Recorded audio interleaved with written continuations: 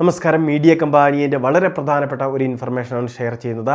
നമ്മളുടെ സംസ്ഥാനത്തെ എല്ലാ കുടുംബങ്ങൾക്കും വേണ്ടി ഈ സർക്കാർ പ്രഖ്യാപിച്ചിട്ടുള്ള ഉമ്മൻചാണ്ടി ആരോഗ്യ ഇൻഷുറൻസ് പദ്ധതി 25 ലക്ഷം വീതം ഓരോ കുടുംബങ്ങൾക്ക് എന്നാണ് പദ്ധതിയിൽ പറഞ്ഞിരുന്നത്.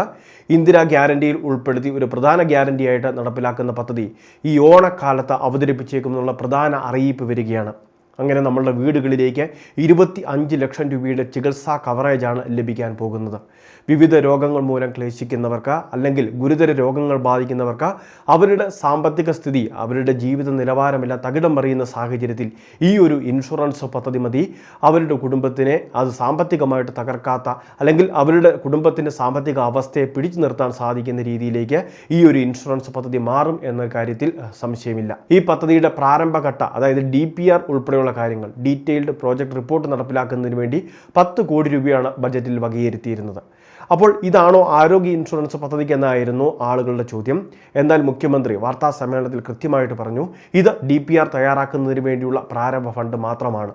ഈ പദ്ധതി നമ്മളുടെ സംസ്ഥാനത്തുള്ള എല്ലാ സാധാരണക്കാർക്കും വേണ്ടി സമർപ്പിക്കുന്നതായിട്ടാണ് സർക്കാർ അറിയിച്ചിട്ടുള്ളത്. അതായത് പ്രത്യേകിച്ച് റേഷൻ കാർഡായിരിക്കും ഇതിൻ്റെ പ്രധാനപ്പെട്ട ഒരു അർഹതാ മാനദണ്ഡമായിട്ട് വരിക. റേഷൻ കാർഡിൽ തന്നെ വിവിധ വിഭാഗങ്ങളുണ്ട്. സാമ്പത്തികമായിട്ട് ഉയർന്ന വിഭാഗങ്ങളുണ്ട്, ഇടത്തരം വരുമാനക്കാരുണ്ട്, താഴ്ന്ന വരുമാനത്തിൽ ഉൾപ്പെടുന്ന മുൻഗണനാ വിഭാഗത്തിൽ റേഷൻ കാർഡുള്ളവരുണ്ട്. അപ്പോൾ എല്ലാവർക്കും ഒരേ രീതിയിലായിരിക്കില്ല പദ്ധതി നടപ്പിലാക്കുക എന്ന മുഖ്യമന്ത്രി തന്നെ അന്ന് സൂചന നൽകിയിരുന്നു.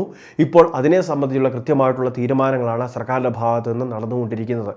ഇതിലുൾപ്പെടെ തീരുമാനമായി ചില വിഭാഗങ്ങൾക്ക് പ്രീമിയം ഏർപ്പെടുത്തുന്ന ഉൾപ്പെടെയുള്ള, അതായത് കൃത്യമായിട്ട് ഒരു നിരക്ക് ഏർപ്പെടുത്തുന്ന ഉൾപ്പെടെയുള്ള കാര്യങ്ങൾ ഇതിൻ്റെ ഭാഗമായിട്ടുണ്ട്. അപ്പോൾ BPL, AY, റേഷൻ കാർഡൊക്കെ ഉള്ള കുടുംബങ്ങളിൽ നിന്ന് ഇത്തരം പദ്ധതികളിലേക്ക് നിലവിൽ സൗജന്യമായിട്ട് തന്നെ ചേരുന്ന രീതിയിലായിരിക്കും നടപ്പിലാക്കുക. നമ്മളുടെ സംസ്ഥാനത്ത് മുൻപുണ്ടായിരുന്ന കാരുണ്യ ആരോഗ്യ സുരക്ഷാ പദ്ധതി, കാസ്പ്, കാരുണ്യ ബെനവലന്റ് ഫണ്ട്, അതോടൊപ്പം തന്നെ ആയുഷ്മാൻ ഭാരത്, ഇങ്ങനെ വിവിധ സ്കീമുകൾ നിലവിലുണ്ട്.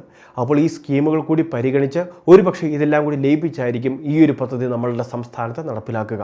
ഇനി ഇത് മാത്രമല്ല, ഇപ്പോഴുള്ള ആരോഗ്യ ഇൻഷുറൻസ് ഒക്കെ സ്വകാര്യ ആശുപത്രികളിൽ പരിഗണിക്കുന്നത് പോലും കുറവാണ്. അതുകൊണ്ട് തന്നെ നമുക്ക് അടുത്തുള്ള സ്വകാര്യ ആശുപത്രികളിൽ ചികിത്സ തേടാൻ സാധിക്കാത്തൊരവസ്ഥയുണ്ടായിരുന്നു. മെച്ചപ്പെട്ട ചികിത്സ ലഭിക്കുന്ന സ്വകാര്യ ആശുപത്രികളിലും അതോടൊപ്പം തന്നെ മറ്റ് സർക്കാർ ആശുപത്രികളെയും കൂടി ചേർത്തായിരിക്കും പുതിയ ആരോഗ്യ ഇൻഷുറൻസ് പദ്ധതി.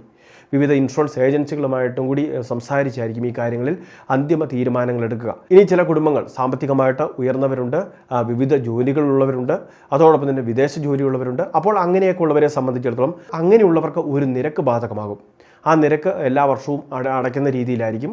ആ രീതിയിലൊക്കെയാണ് ഈ പദ്ധതി നമ്മളുടെ സംസ്ഥാനത്ത് നടപ്പിലാക്കുന്നതിന് വേണ്ടി ഉദ്ദേശിക്കുന്നത്. അപ്പോൾ ഈ പദ്ധതിയുടെ പ്രാരംഭ നടപടികൾക്ക് ഈ ഓണക്കാലത്ത് ഓണസമ്മാനമായിട്ട് സർക്കാർ അവതരിപ്പിക്കുമെന്നാണ് ഇപ്പോൾ നമുക്ക് ലഭിക്കുന്ന റിപ്പോർട്ട്. നിലവിൽ നമുക്കറിയാം, സർക്കാർ ഏർപ്പെടുത്തുന്ന വിവിധ ആരോഗ്യ സുരക്ഷാ പദ്ധതികളും ആരോഗ്യ ഇൻഷുറൻസ് സ്കീമുകളും എല്ലാം തന്നെ ഫലപ്രദമായിട്ട് നടപ്പിലാക്കാൻ സാധിച്ചിട്ടില്ല. അപ്പോൾ ഇതിൻ്റെ എല്ലാ പോരായ്മകൾ പരിഹരിച്ച് സംസ്ഥാന സർക്കാർ അവതരിപ്പിക്കുന്ന ഉമ്മൻചാണ്ടി ആരോഗ്യ ഇൻഷുറൻസ് പരിരക്ഷ എല്ലാ കുടുംബങ്ങൾക്കും ഏറ്റവും കൂടുതൽ പ്രയോജനം ചെയ്യുമെന്നുള്ളത് ഉറപ്പാണ്. അപ്പോൾ ഈ വളരെ പ്രധാനപ്പെട്ട ഇൻഫർമേഷൻ എല്ലാവരും ഒന്ന് ശ്രദ്ധിക്കുക. നിങ്ങളുടെ സുഹൃത്തുക്കളിലേക്ക്, ഗ്രൂപ്പുകളിലേക്ക് ഷെയർ ചെയ്തെത്തിക്കുക. ഇതുപോലുള്ള ഇൻഫർമേഷൻ ചാനൽ സബ്സ്ക്രൈബ് ചെയ്യുക, ഫോളോ ചെയ്യുക.